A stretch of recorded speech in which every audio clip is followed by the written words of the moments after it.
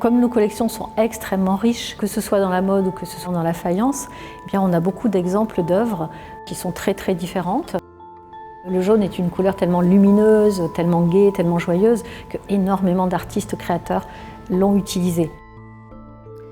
La partie mode présente des tenues qui vont des années 1930 aux années 2000, avec pour débuter le parcours une petite robe d'Annie Blatt en tricot, suivie de grands noms de la haute couture comme Azzedine Alaïa, Guy Laroche ou Christian Lacroix, et également Paco Rabanne dont on peut admirer la très belle robe à sequins sur le palier du premier étage.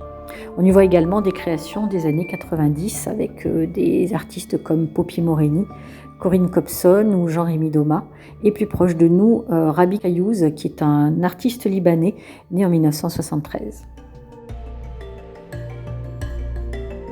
On a beaucoup d'exemples d'œuvres finalement du 19e, mais même avant, qui ont utilisé cette couleur jaune.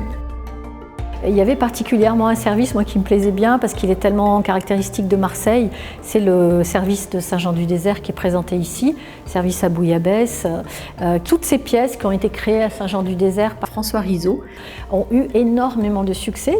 Pourquoi? D'abord, il y a cette création de la couleur jaune, qui est une couleur un peu particulière, très très lumineuse. C'est pas un jaune pâle, hein, c'est pas un jaune clair, c'est pas un jaune paille, c'est un jaune presque orangé.